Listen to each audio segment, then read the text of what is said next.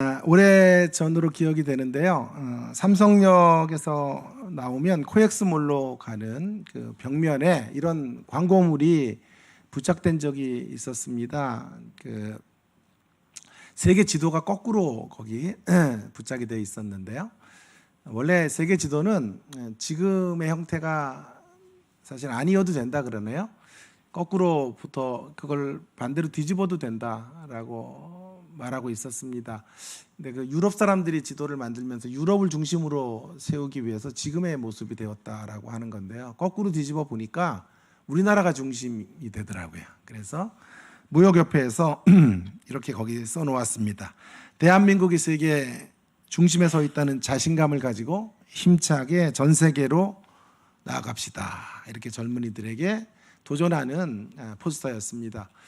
여러분, 편견을 깨고 고정관념을 깨니까 세계가 보이는 것이죠. 유명한 말씀입니다. 오늘 사도행전 1장 6절에서 8절, 아마 교회 생활을 하신 분들은 수없이 들었던 메시지가 아닐까 싶은데요. 사실 이 말씀이 그런데 편견을 넘어서는 메시지라고 그것에 대한 처방으로 나온 말씀이라는 것을 잘 말하진 않는 것 같아요. 사도행전 1장 8절을 가지고는 수없이 설교하지만 이 메시지가 제자들에 대한 편견, 제자들이 가지고 있었던 편견을 넘어서는 주의 권면의 말씀이라는 것을 생각하지 않는 것이 좀 아쉽습니다. 그래서 오늘 그 대목을 좀 생각해 보려고 합니다. 주님이 승천하시는 마지막 자리에서 마지막으로 던졌던 말씀이 편견을 깨라, 이런 말씀이라는 게 신기하지 않습니까? 성숙이 뭡니까? 성숙이 뭘까요? 성숙이라고 하는 건 여러 가지로 정의될 수 있겠지만 편견을 넘어서는 사람이 되는 거예요. 우리가 가지고 있는 편견, 눈이 작으면 독하다, 뭐 이런 편견들, 누가 만들어가지고 나를 이렇게 힘들게 하는지 몰라요. 그건 잘못된 편견이거든요. 눈이 작아도 주님 마음 닮은 저 같은 사람도 있다, 이런 편견을 넘어서서 사람을 바라보고 또 생겨지는 편견들, 고정관념들을 띄어 넘는 작업을 계속해 가는 것, 그것이 성숙의 모습이라고 할 수 있겠는데요. 자, 제자들의 편견부터 좀 생각해 보겠습니다. 6절에 보면 제자들은 하나님의 나라를 이제 갈망하면서 이스라엘 나라의 회복에 대하여 어느 때 이스라엘 나라가 회복될 수 있습니까? 라고 물어요. 이것이 그들이 갖고 있는 편견이에요. 그들은 하나님의 나라는 곧 이스라엘 나라의 회복으로 도래한다고 생각했던 거죠.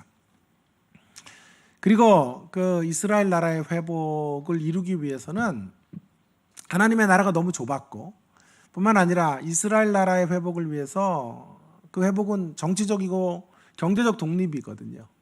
그 회복을 위해서 어떤 수단과 방법을 다 사용할 수 있다. 군사력을 쓸 수도 있고 폭력의 방식으로도 그렇게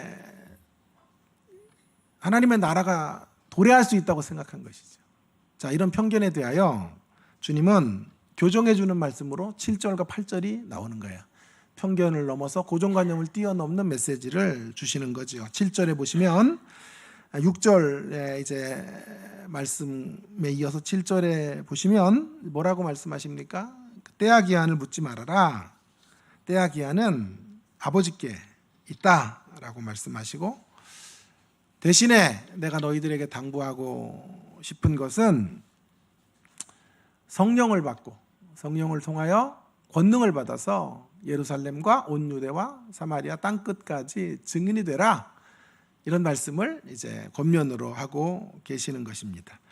여러분, 예수님의 말씀 속에서 제자들을 교정하고 계시죠. 제자들이 가지고 있는 잘못된 하나님의 나라에 대한 생각, 이스라엘 나라의 회복을 하나님 나라의 회복으로 같이 연결하려고 했던 그들의 태도가 잘못된 것이고, 하나님의 나라가 그렇게 좁지 않다는 거죠. 하나님의 나라가 땅끝을 향해 나아가는 전 우주적 나라이다 라고 하는 것을 말씀해 주시고, 뿐만 아니라 하나님의 나라를 건설해 가는 방법은 힘의 방식으로가 아니고 권력의 방식으로가 아니라는 거죠. 하나님의 나라는 힘과 권력의 방식으로가 아니라 성령의 현존을 통하여, 성령의 강력한 임재를 통하여 하나님의 자녀들이 권능을 받아서 그 권능을 통하여 증인이 되는 역사를 통하여, 증인이 되는 방식을 통하여 펼쳐지게 되는 것이다 라고 말씀하고 있는 것입니다. 자, 여기서 중요한 대목은 이 대목이에요. 권능이라는 것인데, 이 권능, 오직 성령이 너희에게 임하시면 너희가 권능을 받고, 동그라미를 쳐놓으시고, 이 권능이 뭔가 하는 것이죠. 능력의 정체, 권능의 정체가 무엇인지를 좀 규명해 볼 필요가 있습니다. 어떤 권능인지를 말하지 않았죠. 너희가 이런 권능을 받는다라고 말하지 않았기 때문에 우리는 본문 안에서, 특별히 8절 안에서 그 권능의 실체가 무엇인지를 구체적으로 파악해 봐야 될 필요가 있겠습니다. 여러분, 그 권능이 어떤 것입니까? 그 권능을 알기 위해서는 본문으로는 충분하지 않고요. 주의 사도들이 걸어갔던 여정들을 쭉 되짚어 보면 그 권능의 실체가 무엇인지가 이제 나오게 되는데요. 사도들이 걸어갔던 걸음은 어떤 걸음입니까? 주의 자녀들이, 제자들이 걸었던 길들이 어떤 여정이었죠? 오늘 본문에 보면 증인의 여정이었다고요. 증인. 그래서 권능이 어떤 권능인지를 우리가 파악하려면 증인하고 연결을 해야 돼요. 이 증인이라는 말은 순교자라는 말이에요. 순교자. 순교자라는 말은 어디서 왔냐 하면, 증인이라는 말은 순교자에서 왔어요. 순교자. 순교자. 그러니까 순교를 불사하고 자기를 복음의 역사 속에 내어주는 사람을 증인이라고 말합니다. 권능은 뭡니까? 그러면 그런 순교의 길을 걸어가는 추동력, 그 순교의 길을 마다하지 않고 가는 강력한 하늘의 힘이 있어야 그 길을 걸어가지 않겠어요? 그래서 바로 권능이 무언지가 이제 드러나게 되는 거죠. 권능은 수단이에요. 도구예요. 증인으로 가기 위한 도구. 자, 그렇다고 하면 8절에서 말하는 권능, 능력이라고 하는 건 방언을 말하고 기사가 일어나고 표적이 펼쳐지는 것, 또 귀신이 쫓겨나가는 것일 수도 있어요. 그러나 그것은 권능의 표현이라고 말할 수 있어요. 능력의 외적인 표현이라고 하지 능력의 실체는 아니에요. 저는 설교를 하는 사람으로 제일 안타까운 대목이 저를 보면서 이런 대목이에요. 왜 내 설교에는 능력이 안 나가나? 이렇게 두 명이 좋나? 막 이런 생각, 이런 생각도 들고요. 제가 말하는 능력이란 이런 거예요. 사도행전에 보면 말씀과 항상 짝이 있는 게 병고침과 같은 거예요. 말씀이 전파되면 병자가 낫고 귀신이 쫓겨나는 역사가 동반되는데, 저는 그냥 맹숭하게 맹숭맹숭 설교만 하고 그렇게 끝나는 것이 너무 안타까운 거예요. 그래서 늘 기도하죠. 하나님, 설교를 듣는 중에 병자가 좀 낫기 원합니다. 아멘 안 하셔도 돼. 자, 병자가 낫기 원합니다. 설교를 듣는 중에 온갖 억눌렸던 것들로 해방되고 자유케 되는 역사들이 주님 말씀을 통해 강같이 펼쳐지기를 간절히 원합니다. 그런 일들이 이루어지기를 간절히 바라고, 그런 저의 모습으로 쓰여지기를 열망합니다. 여러분, 중요한 건 이런 것들이 성령의 역사 속에 있지요. 방언을 말하고 기적이 일어나고 병자가 고침을 받고 회복의 역사들이 있는 것, 얼마나 부정할 수 없는 사실인지 몰라요. 자, 그런데 그것이 본질은 아니죠. 성령의 권능의 실체는 아니죠. 현상이죠. 현상으로 나타나는 거죠. 실체는 아니에요. 그 실체는 뭘까요? 실체는 증인의 모습 속에 나와 있다니까요. 증인은 어떤 길을 걷습니까? 사도행전 곳곳에서 사도들이 걸었던, 제자들이 걸었던 길들은 어떤 길입니까? 고난의 길이요, 희생의 길이요, 십자가의 길입니다. 결국 그 십자가의 길을 가고자 할 때 갈 수 있는 에너지, 파워, 그런 강력한 동력, 그것을 권능이라고 말하는 거죠. 제자들이 꿈꿨던 능력과는 정반대예요. 제자들은 세상에서 힘을 얻고 혁명을 이루어서 새로운 세상을 만들어 영의정 자의정 하는 능력, 그런 능력을 생각하고 하나님의 나라를 꿈꿨어요. 주님이 지금 말씀하시는 권능은 그런 정치적인 힘, 세속적 파워를 말하는 것이 아니에요. 야망이라는 이름으로 서 있는 욕망이 아니에요. 죽음에 이르는 능력. 우리를 죽음으로 내몰 수 있는 그 자리는 힘든 자리거든요. 성령이 오시지 않으면 할 수 없는 일이거든요. 증인이 되는 그 능력을 갖는 것. 그래서 성령이 임하면 편견을 넘어설 수 있어요. 고정관념을 뛰어넘을 수 있는 거예요. 용서할 수 없는 사람들이 용서가 되고 사랑할 수 없는 사람들이 사랑하게 되는 거예요. 여러분, 제가 설교를 할 때 늘 기도하는 기도 제목이 있어요. 주님, 설교를 하지 말고 설교가 되게 해달라, 그렇게 기도한다니까요. 설교를 원고 들고 하는 게 아니라, 읽고 설교하는 게 아니라 설교가 되어야 되거든요. 성령이 오실 때, 성령께서 저를 사로잡을 때, 그리고 청중들의 심령에 강한 은혜의 역사를 부어주실 때 설교는 되는 거거든요. 설교가 되는 역사로 주님 저를 써주세요. 성령이 오셔야 돼요. 성령이 오셔서 우리의 육신적이고 세속적 힘을 절대화시키고 극대화시키는 모습으로 성령이 발현되는 것이 아니고요. 성령이 오시면, 성령이 나를 주장하시면 증인이 된다니까요. 순교의 길을 걷는다니까요. 나라는 좁은 울타리를 박차고 나오게 되는 거예요. 성령이 오시면 더 넓은 세상을 향해 가게 되는 거예요. 성령이 오시면 내 상처를 넘어서게 되는 거예요. 성령이 오시면 우리의 자아의 욕정과 소욕들을 뛰어넘어 끝없이 용서라는 이름으로, 사랑이라는 이름으로 다른 이들을 끌어안게 되는, 내가 죽어야 가능한 일이에요. 내 자존심이 죽어야 나를 욕하는 사람을 끌어안지 않겠어요. 거기 성령의 역사가 강력하게 우리를 지배하고 부어져야 되는 이유가 바로 여기에 있는 것입니다. 그러므로 여기 권능이라고 하는 건, 권능의 정체는 위대한 증인 프로젝트를 위한 능력이라고 말할 수 있어요. 그리고 그 능력은, 핵심은 사랑이에요. 사랑. 저는 지금 한국교회 100년이 넘는 역사 속에 최초로 성령의 능력을 사랑이라고 정의하고 있는 거예요. 그 역사적 현장에 극소수의 무리들이 지금 와 있는 거예요. 아멘도 없고 두 사람은 인상 쓰고 이런 적대적 분위기 속에 제가 이 귀한 보배 같은 말씀을 좀 던지고 있는 거죠. 마음이 아프네요. 자, 성령의 능력이라는 것은요, 증인의 길을 걷는 거고, 증인의 길을 걷고자 하는 이들에게 주시는 하늘의 강력한 힘인 거예요.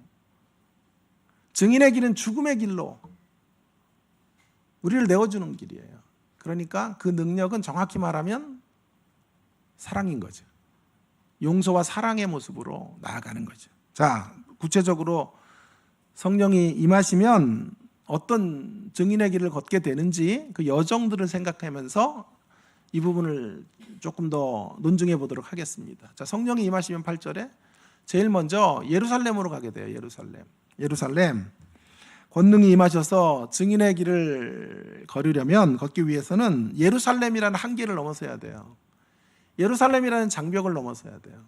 장벽 넘어가기거든요. 증인의 여정은. 장벽을 어떻게 넘어요? 사랑이라는 이름으로 넘어가야 돼요. 그래서 제일 먼저 넘어가야 될 장벽은 예루살렘이라는 장벽인데요. 예루살렘은 어떤 곳입니까?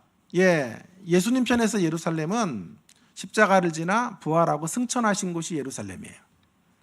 기독교의 찬란한 영광이 꼽히는 곳 예루살렘이라고 말할 수 있어요. 영광의 장소, 이김의 장소가 예루살렘인 거지요. 여러분, 제자들의 사도행전의 역사가 예루살렘에서 출발하는 것은 당연한 거예요. 증인의 여정은 예루살렘에서부터 출발해야 돼요. 왜요? 예루살렘에서 출발한다는 말은 하나님 나라의 승리가 보장된 길을 걷는다라는 뜻이에요. 이겨는 싸움. 이기기 위해서 싸우기보다 이겨는 싸움을 싸우는 사람들이 증인들이다 하는 것을 강조하시는 거죠. 예수님 편에서 예루살렘은 십자가를 지난 승리, 이김의 장소. 자, 그런데요, 제자들 편에서 보면 제자들 편에서 보면 예루살렘은 어떤 곳입니까? 제자들은 예루살렘에서 주님을 부인했죠. 실패의 장소. 그들의 치욕이 고스란히 간직된 곳이 예루살렘이에요. 구차한 목숨을 연명하기 위해 그 좋으신 주님을 부인했던 곳, 그 수치와 치욕의 역사로 얼룩졌던 곳이 예루살렘인 거죠. 처절한 실패로 인하여 도망치고 싶은, 생각하기도 싫은 기억을 떠올리게 하는 곳, 예루살렘인 거죠. 주님은 지금 증인들을 향하여, 제자들을 향하여 예루살렘부터 출발하자라고 말씀하시는 이유는 그들을 부끄럽게 하시려는 게 아니고요, 그들로 하여금 은혜 안에서 새 출발을 하도록, 주님이 새 출발점에 서도록 하시기 위한 의도로 예루살렘에서부터 시작해야 된다라고 말씀하고 있는 거죠. 제자들의 출발은 어디입니까? 내면이에요. 내면. 예루살렘의 문제, 예루살렘은 내면의 문제입니다. 우리 속사람의 문제인 거지요. 내면의 장벽을 넘어서지 못하면 증인의 역사는 없어요. 증인의 길을 갈 수가 없어요. 내면의 장벽을 넘는다라는 말은 우리와 화해하는 거예요. 우리와 화해하는 거. 내 자신을 내가 사랑해야 돼요. 나의 상처와 화해하고 악수를 나눠야 돼요. 거기서부터 하나님의 역사들은 시작되는 것이에요. 여러분, 성령이 오시면 제일 먼저 우리 자아가 무너져야 돼요. 병든 자아가 고쳐져야 돼요. 성령이 오시면 우리 내면에 있는 상처들, 내면에 있는 아픔들과 열등의식들이 회복이 돼야 돼요. 여러분, 어느 누구도 나를 힘들게 하지 않아요. 나를 무너뜨리는 주범은 나밖에 없어요. 자, 보세요. 자충우도라는 사람들의 특징은 전부 상처라는 이름으로 그 상처를 해결하지 못한 사람들인 것을 우리는 확인할 수 있어요. 누구도 힘들게 하지 않아요. 누구도 우리를 벼랑 끝으로 몰지 않아요. 내 스스로 벼랑 끝으로 가서 그 벼랑 끝에 한 발을 내딛는 존재는 나인 거죠. 그러므로 우리의 문제는 상처의 문제고, 정확히 말하면 예루살렘의 문제라고 말할 수 있겠어요. 존 오트버그라고 하는, 제가 좋아하는 한 5손가락 안에 제가 꼽는 설교자인데요. 그가 한 책을 썼어요. 우리나라 말로는 우리는 만나면 힘이 납니다, 이렇게 번역이 됐는데, 영어 제목은 이거예요. Everybody's normal. 모든 사람은 normal하다. 정상이란 말이에요. until이죠. Till you get to know them. 제 발음이 좀 이래요. 자, till you get to know them. Everybody's normal한데 till you get to know them. 당신이 그들을 알 때까지, 그때까지 그들은 정상이에요. 알고 나면 사이코. 알고 나면 전부 이상한 대목이 한두 대목 있어요. 여러분, 멀리 이렇게 거리 두고 보는 게 좋아요. 새벽에는 가까이 또 얼굴 대고 이러면 안 돼요. 화장 이렇게 지워진 상태로 보면 안 돼요. 자, 덥냐 이렇게 웃지도 않고 이러셔가지고. 자, 여러분, 우리의 모든 문제는 우리 안에 있는 내면의 질병이고 내면의 상처인데요. 그래서 모든 사람들에게 이렇게 조금 정상적이지 않은 대목들이 한 대목 꼭 있어요. 여행 같은 데 가서 2, 3일 지내보면 알아요. 아, 저런 면이 있었어. 야, 희한하구나. 나와 정말 다른 대목들을 한두 대목 갖고 있다는 걸 알게 될 거예요. 결혼하면 뭐 진짜 알고요. 그때는 리얼하게 알게 되는 거고. 자, 근데 이 책에서 존 오트버그는 현대인을 이렇게 말해요. 고슴도치 인생이라고 정의해요. 고슴도치. 고슴도치는 여러분 아시지만 설치류, 북미산 고슴도치는 몸에 가시가 3만 개가 있다 그래요. 3만 개가. 그래서 천적에 그 가시가 들어가면 장기를 상하게 하든지, 그 상처가 곪고 심해지면 죽음에 이르게 되는 이런 치명적 상처를 입히게 된다고 해요. 여러분, 그런데 현대인이 바로 이 고슴도치 인생이라는 거예요. 우리가 고슴도치형 인생을 살고 있는 거죠. 고슴도치의 관계 기술이 두 가지예요. 하나는 공격이에요. 찌르는 거예요. 그리고 후퇴예요. 여기가 아닌 게 비유하고 골방에 들어가는 거예요. 찌르고 상처 주고 골방 들어가. 그리고 늘 지가 상처받았대. 지가 찔러놓고. 이 고슴도치 인생에 바늘을 바짝 세우든지 꽁무니를 빼든지. 여러분, 신실한 증인의 길을 가로막는 주범은 우리 안에 있어요. 누구도 우리를 힘들게 하지 않아요. 우리 밖에 있는 환경의 문제가 아니에요. 어떤 사건의 문제가 아니고 사람의 문제가 아니었습니다. 우리의 상처의 문제. 우리가 고슴도치형 인생을 아직도 청산하지 못하는 문제가 우리의 문제인 거예요. 성령의 강력한 기름 부음이 있기 바랍니다. 성령의 강력한 능력이 우리를 사로잡게 되기를 간절히 바랍니다. 그 성령의 능력 안에서 제일 먼저 우리 안에 있는 내면이 수술되는 놀라운 역사가 펼쳐지기를 주의 이름으로 축원합니다. 그러니까 성령을 받으면 뭐 전도지 갖고 나가는 것도 귀하지만 성령이 임하시면 제일 먼저 이루어져야 되는 이유가 넉넉해지는 거예요. 여유로워지는 거예요. 자존심 상하는 한마디도 삼키지 못하는 사람이 무슨 성령의 사람이에요. 무슨 증인이에요.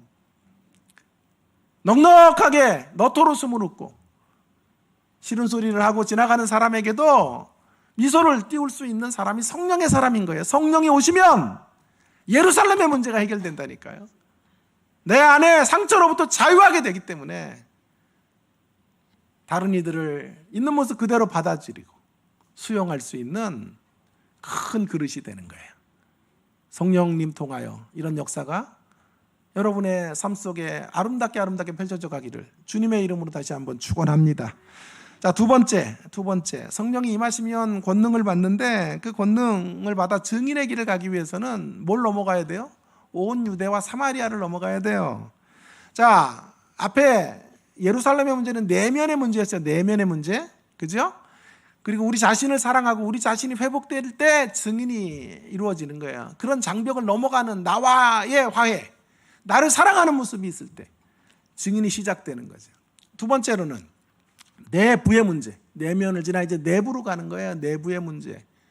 우리 옆에 있는 사람들과의 관계 안에서 증인의 역사들이 펼쳐져야 되는 거예요. 그 장벽들을 넘어서야 돼요. 그래서 성경이 말하잖아요. 왼수가 집안 식군이라. 왼수들이 하여튼 옆에 앉아있는 분들 한번 보면서 당신이 왼수입니다. 그러면 큰일 나요. 자, 왼수들이죠. 왼수들. 원수는 아니고 왼수인데, 원수는 아주 진짜 미워하는 인간들. 왼수는 이뻤다가 싫었다 하는 게 왼수인데, 왼수들이지 왼수들. 그죠? 남편이라는 왼수, 아내라는 왼수, 시어머니라는 왼수, 며느리라는 왼수. 자식은 얘기하지도 맙시다. 자, 여러분, 성령이 임하시면 온 유대, 예루살렘의 범위를 조금 더 넘어간 유대의 땅으로 가야 돼요. 그리고 이제 클라이막스는 사마리아예요. 사마리아. 이 과정에서 지역 감정을 넘어서야 돼요. 뿐만 아니라 반목과 질시의 높은 편견의 벽들을 뛰어 넘어가야 해요. 특별히 사마리아로 가면요, 사마리아는 정통파 유대인들이 개나 돼지처럼 생각했던 사람들, 혼혈족이라고 생각해서 사람 취급 안 했죠. 그들에게 나아가려면 장벽을 넘어가야 돼요. 그들을 향한 진한 사랑이 없이는 갈 수 없어요. 능력을 행한다고 되는 문제가 아니에요. 그렇게 상처난 사람들에게 가서 무슨 빵 몇 봉지 나누어 준다고 그들이 그리스도에게로 오는 게 아니에요. 그들과 정통파 유대인들 제자들과의 높이 드리워져 있는 장벽을 허물어야 돼요. 사랑으로 허물어야 돼요. 오늘날로 적용해 볼까요? 진보는 보수를 수용하고 보수는 진보를 수용하고 호남분들은 영남분들에 대한 편견들을 넘어서고 영남분들은 호남분에 대한 잘못된 생각들을 고치고 남은 북을 향하여 열리고 북은 남을 향하여 열려서 하나 되고 어깨동무하는 일들, 이런 일들이 이루어져야 된다 이 말이에요. 성령이 임하시면, 성령이 강력하게 임하시면 이런 역사들이 펼쳐지게 된다. 그래서 제자들이 성령의 능력으로 장벽을 넘어가는 거예요. 자기라는 장벽, 예루살렘을 넘어가고 온 유대를 넘어가고 사마리아를 넘어가게 된 거예요. 그래서 빌립과 같은 이들이 사마리아에서 전도할 때 사마리아 성이 돌아와요. 그리고 그 성 안에 기쁨이 충만했더라. 이게 증인의 역사인 거예요. 물론 기사와 이적, 표적들이 따랐지만 그 본체는, 그 본질은, 그 실체는 사랑이에요. 용서예요. 국률의 마음, 그것이 증인을 이끌어가는 원동력이라고 말할 수 있겠어요. 마지막으로, 자, 예루살렘이라는 내면, 온 유대와 사마리아라는 내부를 지나서 옆에 있는 사람들, 내 자아와 내 상처난 내면을 고치고 이제 옆에 있는 사람들과의 관계 안에서, 가족과의 관계 안에서 인정받아야 돼요. 그 벽을 넘어가야 돼요. 저는 선교를 말하는 분들이 이렇게 말하는 건 속상해요. 한국에서 자리를 못 잡아도 선교를 가겠다, 때려치라고 말하고 싶어요. 선교가 그렇게 만만해요? 이 땅에서도 안 되는데 같은 언어를 쓰는 사람들과 그들에게도 영향력을 못 끼치는 사람이, 언어가 다르고 피부색이 다르고 삶의 관습이 다른 사람들에게 여기서 실패하니까 거기로 나가서 복음이 증거가 되기나 합니까? 말이 되는 이야기예요? 선교가 그렇게 하찮은 이야기예요? 선교를 하는 조건은요, 내가 서 있는 그곳에서 정말 하나님의 강력한 임재로 역사를 이루는 사람들이에요. 근데 이곳이 너무 좁아. 그래서 그 하나님의 강력한 역사가 담장을 넘어설 때, 흘러넘칠 때 선교가 이루어지는 거죠. 또 선교를 이렇게 한대요. 은퇴 후에 선교하겠대요. 집어치라 그러세요. 은퇴 후에는 질병 치료하는데 선교지 가가지고 수고하는 선교사님들에게 민폐나 끼치지. 가장 생생할 때 하는 거예요. 가장 싱싱할 때. 가장 팔딱팔딱 거릴 때. 이것도 아니야. 무슨 단어가 있을까? 가장 젊을 때. 이것도 아니야. 자, 어쨌든 그때 선교하는 거예요. 하나님을 위하여 우리의 인생의 최정점에 있을 때 우리의 젊음을 불태우는 게 선교지. 우리의 모든 것 쏟아붓고 하나님을 향하여 달려가는 게 선교지. 나이나 들어 이제 은퇴하고 유유자적해지면 선교하겠다? 안 하겠다는 것보단 낫지만 그리 하나님의 나라에 도움이 되지 않아요. 민폐가 될 뿐이에요.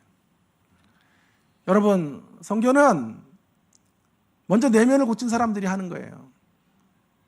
환자들이 선교하면 안 돼. 그럼 환자들 만들잖아요. 치료받아야 될 사람들이 정신과 치료 같은 거 받아야 되는데 선교지로 나가 있으면 되겠어요? 똑같은 사람 만들 거 아니에요. 안 되지요. 안 되고 말고요. 오늘 왜 이러냐 제가? 안 돼요. 이거는 자기 가정도 다스리지 못하고 말이야. 옆에 있는 사람들에게도 인정받지 못하는 사람이 선교지 가서 짠하고 하나님의 역사를 이룬다? 불가능한 일이에요. 기독교 신앙이 무슨 도박하는 거 아니잖아요. 일확천금 꿈꾸고 한탕으로 기독교 신앙은 이루어지지 않아요. 기독교 신앙은 신비를 추구하지만 신비주의는 아니라고요. 그래서 내면에서 내부로 가야 되고, 마지막 한 가지는 이제 외부로 가는 거예요. 밖으로 가는 거예요. 밖으로. 그게 바로 땅끝이에요. 성령의 능력이 임하면 이제 땅끝의 벽을 뛰어넘어요. 그 땅끝은 어딜까요? 사도 바울이 생각했던 땅끝은 로마예요. 로마. 로마는 부와 힘을 상징하는 도시예요. 힘 있는 자들 만나보셨어요? 세상에서 정말 잘 나가는 사람들, 속물들, 그런 중에 속물들을 만나면요, 한 가지 특징이 있다는 걸 발견하게 될 거예요. 절대 자신들의 자존심을 꺾지 않아요. 자존심을 지켜가기 위해서 필요하다면 권력도 쓰고 돈도 쓰고 거짓된 명분을 지켜가는 사람들이라. 그들의 특징은 오만함이에요. 교만이 하늘을 찔러요. 여러분, 그들에게 증인들이 가서 복음을 전해요. 십자가의 복음, 십자가의 복음. 로마인들을 향해 십자가의 복음을 전해요. 기독교 신앙의 핵심이 무엇입니까? 로마인들이 묻자. 십자가에 죽는 겁니다. 예수 믿으면 어떻게 돼? 십자가의 길을 가야 합니다. 로마인들이 뭐라 그러겠어요? 그런 예수 너희나 믿어. 우리가 꿈꾸는 신은 우리를 성공으로 이끌어가는, 이 로마 바벨론에서 제국의 1인자가 되는 복음, 그런 복음이 있거든 우리에게 말해주고, 나약한 죽음을 죽어야 되는 그 십자가의 길, 고난의 길을 걷는 종교라면 너희들이나 믿어 이것들아. 여러분, 그런 사람들을 품에 안아야 돼요. 우리 밖에 있는 이 무례하고 이 오만하고 이 교만한 인생들을 끝까지 참고 인내로 견디는 것이 선교이고 그것이 증인의 삶이에요. 우리가 가야 될 땅끝의 모습인 거예요, 이게요. 여러분, 땅끝. 저 이 땅끝에 대해서도 유감이 많은데, 이 땅끝을 자꾸 오해하면 안 돼요. 너무 문자적으로 땅끝을 풀면 성경이 충돌을 일으켜요. 왜냐하면 복음이 증거되어진 후에 내가 오시겠다고 했으니까. 천하만국에 복음이 증거되어야 된다고 하셨고, 우리가 생각하는 땅끝은 이런 거잖아요. 저기 아프리카에 부시맨 부족 각 단위로 다 복음이 들어가야 되는 거죠. 저 아마존에 미개한 부족들을 그들에게 그들의 언어로 성경이 주어지고 그들에게 예수의 복음이 들어가는, 그래서 지구촌 곳곳에 흩어져 있는 모든 족속들에게 복음이 전파되면 그리스도가 오신다. 그러면 저는 예언할 수 있어요. 그리스도는 내년에 못 오세요. 내년까지 그런 성경은 안 이루어지거든. 때와 기한은 주님 모르신다 그랬잖아요. 그러면 그리스도의 재림은 내일이라도 오셔야 되는 거거든요. 그죠? 아니, 언제 오실지는 몰라도 이런 논리로 간다면 언제 안 오실지는 안단 말이야. 여러분, 언제 오실지도 모르고 언제 안 오실지도 몰라야 재림의 때를 모르는 거지. 10년 안에 예수님 못 오세요. 만일 땅끝을 저 아프리카의 모든 부족들에게 그들의 언어로 성경이 주어지고 그들에게 인지 가능한 복음이 전파되어야 그리스도가 온다 그러면 그리스도는 한 세기가 지나도 오시지 못한다고요. 그러니까 이 땅끝에 대한 개념을 깊이 고민해야 돼요. 과연 그런 땅끝을 말하는 것일까? 여러분, 저는 땅끝을, 이건 너무 엄청난 이야기이기 때문에 지금 할 수 없고요. 또 많은 고민들을 우리가 해야 되는 문제이고, 자, 저는 땅끝을 이렇게 일상에서 우리가 만나는 땅끝에 대한 이야기를 좀 이야기하고 설교를 마무리하려고 그래요. 여러분, 우리의 땅끝은 어딜까요?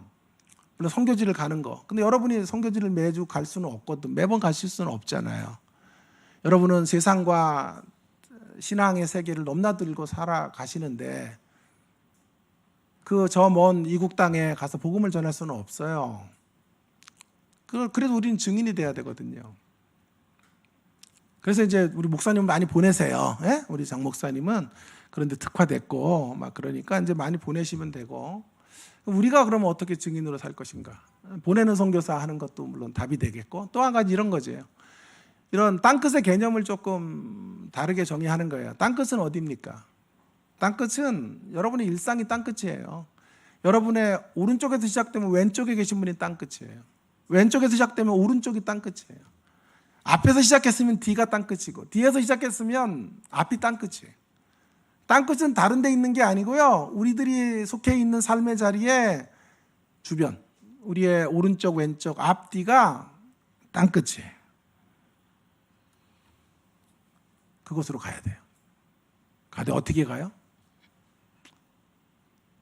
제자들이 추구했던 능력과는 다른 능력으로, 다른 권능으로 가는 거예요. 사랑할 수 없는 이들을 끝까지 사랑하고 용서할 수 없는 이들을 용서하는 능력으로 나아가는 거예요. 장벽을 뛰어넘는 거예요. 그 강력한 무기가 권능인 거예요. 그래서 우리는 자꾸 이 권능을 방언 말하고 병자 고치고 현상으로만 얘기해요. 귀신 쫓아 나가고 하는 현상으로만 설명해요. 아니요, 그 권능의 실체는 사랑이고 용서인 거예요. 현대판 증인의 길을 걸었던 한 사람을 소개해 보려고 그래요. 짐 엘리엇이라는 사람인데 여러분 잘 아시죠? 짐 엘리엇 이야기를 듣다가 가슴이 뭉클해지는 경험들을 다 하셨을 건데요. 짐 엘리엇은 위튼 대학을 수석으로 졸업을 하죠. 그리고 남미의 에콰도르에 선교사로 나아가게 됩니다. 선교를 한 지 4년 만에 1956년 1월 8일 4명의 다른 동료 선교사들과 함께 그 악명 높기로 유명한 아우카 부족 사람들에 의해서 무참히 살해돼요. 창에 찔려 죽어요. 총을 갖고 있었는데 그들이 총을 쏘지 않아요. 그리고 순교의 제물이 됩니다. 그때 짐 엘리엇 나이가 28살이에요. 위튼 대학을 제가 한번 가보고 짐 엘리엇의 이야기에 감동해가지고요. 그때 제가 기도했다고. 주여, 우리 자녀가 있으면 이 대학에 보내고 싶습니다. 기도했다 이 말이에요. 기도했다. 우리 딸은 공부를 포기했는데 어쨌든 기도했다고요. 자, 그래서 28살. 그 다음이 중요해요. 이 이야기까지는 많이 알려졌는데 그 다음 이야기는 잘 알려지지 않았죠. 그 후 짐 엘리엇이 죽은 1년 후에 간호사 훈련을 받은 짐 엘리엇의 아내 엘리자벳 엘리엇이 남편을 죽인 그 아우카 부족에게로 들어간 거예요. 그녀도 몰랐지만 아우카 부족은요, 남자를 죽여도 여자를 죽이잖아요. 5년 동안 신실하게 간호사로서 사역을 합니다. 그리고 안식년이 되어 고국으로 돌아가려고 할 때 파티를 열어주면서 추장이 물어요. 당신 누굽니까? 당신의 정체를 좀 말해주세요. 능력의 정체. 에? 오늘 거기서 나온 거예요. 당신의 정체가 뭡니까? 그때 엘리자벳 엘리엇이 말하는 거예요. 5년 전에 당신들이 죽인 그 남자가 제 남편입니다. 그 이야기를 들은 아우카 부족은 추장에서부터 모든 부족이 전부 부족원들이 그리스도인이 된 거예요. 그날. 그리고 더 놀라운 사실은요, 짐 엘리엇과 4명의 선교사를 죽였던 키모라는 주동자가 목사가 돼요. 목사가 돼서 선교사들의 자녀들, 그 선교사들의 자녀들의 세례를 줘요.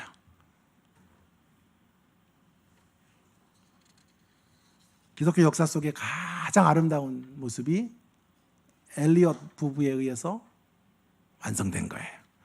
짐 엘리엇 부부, 그들은 그들 앞에 놓여져 있는 반목과 질시의 높은 장벽을 사랑이라는 이름으로, 용서라는 이름으로 넘어선 현대판 주님의 증인들이에요. 그들의 생애는 패역한 이들을 돌아오게 하는 능력 있는 증인의 길이 어떤 것인지, 능력의 정체가 뭔지 선명하게 알려주는 살아있는 간증이라고 확신합니다. 사랑하는 여러분, 성령님 안에서 이 능력을 우리가 경험할 수 있게 되기를 바랍니다. 진실하게 다른 이들을 섬기는 능력을 주시옵소서. 복음에 매여 사는 사람들이 되는 그런 능력 갖게 되기를 바랍니다. 십자가의 길을 묵묵히 걸어가는 이 능력 가질 수 있기 바랍니다. 용서할 수 없는 사람들 용서하고 내 자존심 상하게 하는 사람들 끝까지 끌어안는 그런 능력이 성령님을 통해서 이 시간 우리 가운데 폭포수와 같이 부어지기를 간절히 바랍니다. 여러분, 오늘 일상에서 우리가 증인이 된다는 것은 이렇게 제가 좀 정리해 봤어요. 일상에서 증인이 된다는 말은 무엇보다도 다른 사람들의 가능성을 계속해서 인정해 주는 거예요. 가능성. 다른 사람들, 그들이 어떤 인생들인지 우리 너무 잘 알아요. 어떤 기질을 갖고 있고 얼마나 변하지 않는 그런 존재들인지 너무 잘 알지만 편견의 시선으로 그저 그들의 걸음들을 못 박아두는 게 아니고 그들의 가슴에 주홍글씨 이렇게 다는 게 아니고요. 늘 그들이 어떤 인생들인 줄 알면서도 다시 그들에게 지혜의 방식으로 다시 나아가고 그들에게 가능성을 열어주고 편견을 넘어서 다시 한번 새로운 눈으로 바라봐 주려는 시선을 갖고 우리 주변에 있는 일상의 땅끝의 사람들을 대하는 것이 여러분이 이 땅에서 펼쳐야 되는 증인의 사역이 아닌가 싶습니다. 하나님이 우리에게 날마다 기회를 주시듯 우리의 기질과 우리의 패역함과 우리의 부정함과 우리의 더러움을 아심에도 불구하고 날마다 편견 없이 우리에게 다가오시는 것처럼 우리도 우리 자녀들을 향하여 편견 없이, 남편을 향하여, 아내를 향하여, 이웃들을 향하여 편견 없이 새로운 시선으로 그들을 바라보며 나아가는 우리가 될 수 있기를 간절히 바랍니다. 성령이 오셔야 합니다. 성령이 강력하게 우리를 주장하셔야 합니다. 우리로서는 안 되거든요. 우리 결심으로는 안 되거든요. 우리의 자원 갖고는 안 되거든요. 사랑해야지 갖고 안 되고 용서해야지 갖고 안 되거든요. 그래서 성령의 기름 부음이 필요하고 성령의 강력한 능력이 우리를 압도해야 돼요. 그때 우리는 우리의 내면을 주님 앞에 수술대비에 올려놓을 수 있어요. 주님, 저를 고쳐주십시오. 저를 치료해 주세요. 나의 상처와 화해하고 나의 아픔의 시간들과 화해하는 자리로 성령 안에서 걸어갈 수 있게 될 줄로 믿습니다. 그때 성령이 우리를 휘감고 성령이 우리를 사로잡을 때, 그때 우리 주변의 사람들, 옆에 있는 사람들, 가족들 인내하고 버티고 그들로 인하여 상처받았던 시간들을 뛰어넘고 그들과 우리 앞에 드리워져 있었던 장벽을 넘어서는 우리가 될 수 있는 줄 믿습니다. 더 나아가서 우리 밖에 있는 사람들, 무례하고 오만하고 예의 없는 사람들, 그런 사람들을 성령의 강력한 능력 안에서 사랑하고 용서하고 그들을 새로운 시선으로 대하는 우리가 될 수 있는 것입니다. 성령 하나님, 우리를 사로잡아 주십시오. 우리를 휘감아 주시고 우리를 하나님 성령의 역사 가운데, 성령의 장중 가운데 인도하여 주시옵소서. 이런 기도가 말씀과 함께 여러분의 심령 가운데 터져 나오는 이 시간 되기를 주의 이름으로 축원합니다.